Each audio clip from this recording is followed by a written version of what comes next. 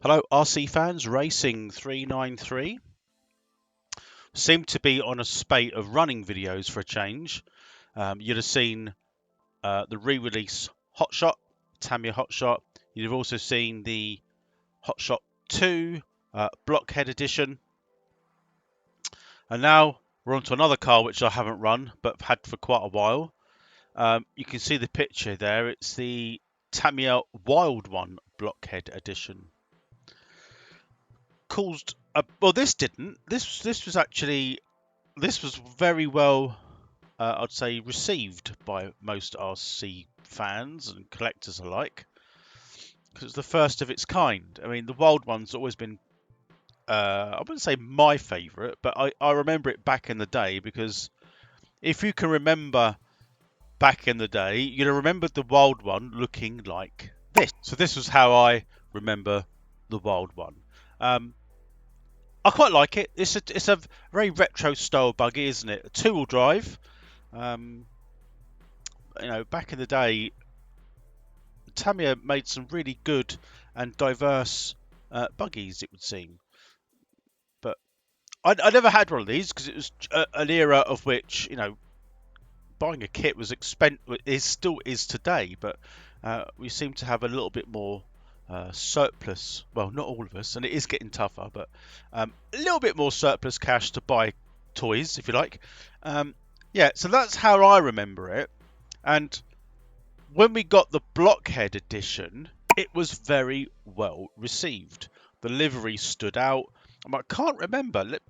When did this come out? I'll have to have a look. Off the top of my head, 2023. I'm pretty sure it was at the beginning of 2023. February, March time. I can't remember. And I got one on release. Now, that picture you see before you is, box art and how it came. Now, if you watch my channel, when it comes to chrome wheels, forget it. I don't like chrome. It looks cheap. It looks rubbish. I suppose there might be very rare instances where the car would look okay with chrome wheels. An example of chrome wheels, apart from this one, is, I'm trying to look now. None of my cars have got chrome because I've taken them off. But, things like another sort of genre of car or truck, which I'm not a massive fan of, is the sort of the monster truck. Now, I do have a monster truck, twin engine Titan, which I've never used because it's very unique and it's a Nitro. And the monster trucks, they go well. I mean, I have seen loads on YouTube. Lots of channels use them. And I think to be fair, they look really, really, really good fun. But it doesn't tickle my fancy enough to ever buy it. And they're too big. I mean, one, I'm not a huge fan myself.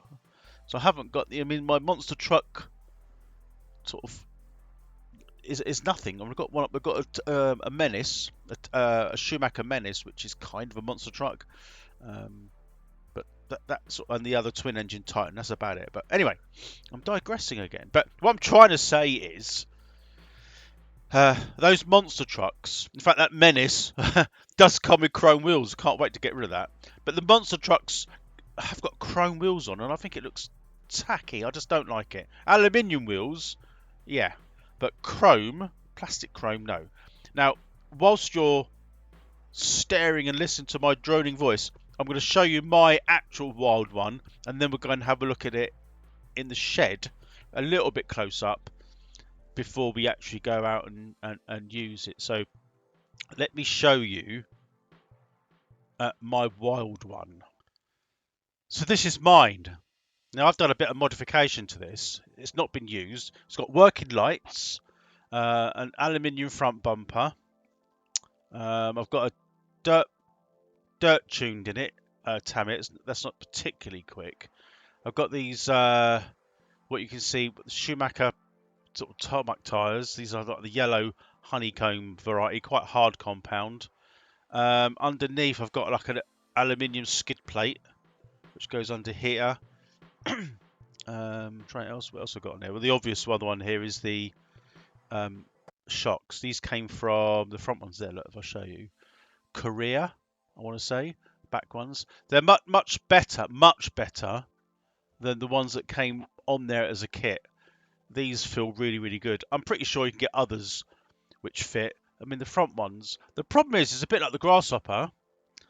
There's not a lot of weight there in the front, so the shocks are either going to be really bouncy or not work at all. If you get I would say cheap Chinese ones, I think you're going to be suffering with bounce anyway, or leakage.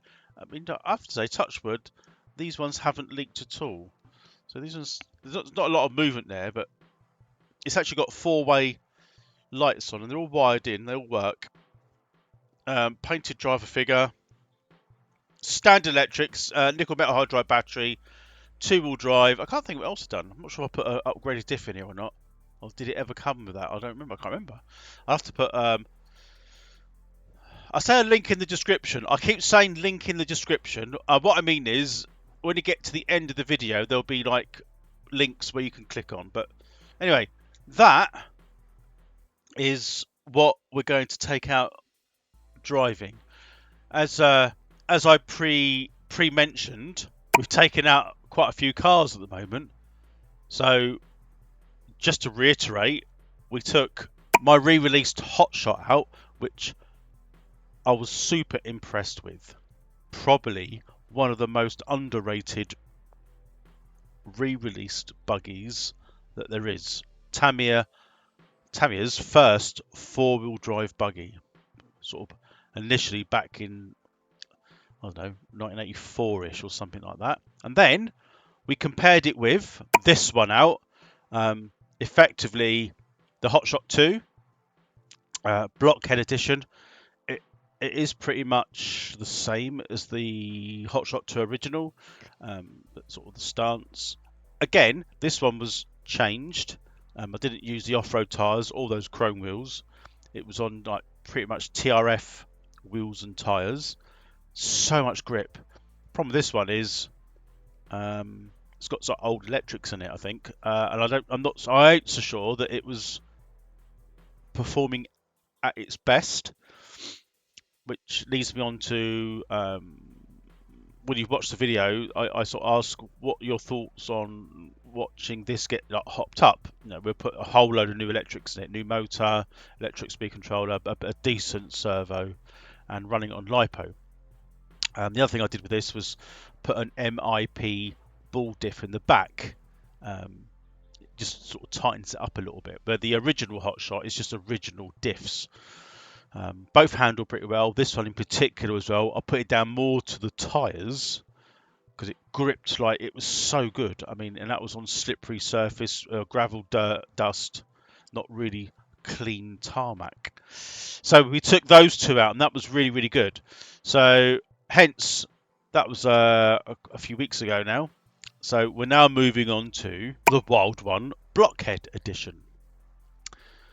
Big difference in many ways. 2-wheel drive opposed to 4-wheel drive. 4-wheel drive is pretty much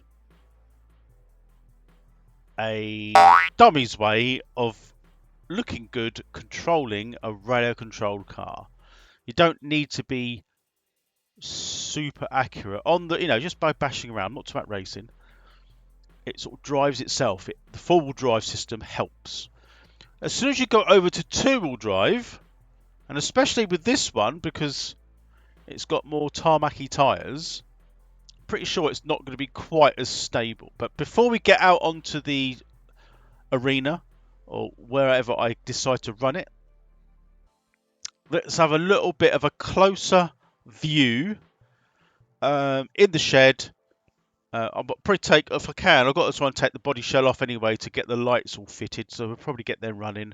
And again, it's running on a typical Tamiya setup, so it's a brushed motor, nickel metal hydride battery, and a 1060 speed controller. But let's have a closer look.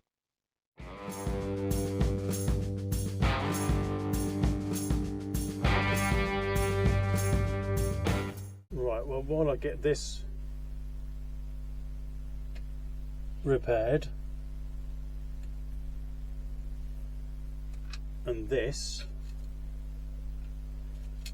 for my speed run, our attention just momentarily turns to the Wild One Blockhead. We'll get this out for a run. Ready to rock and roll.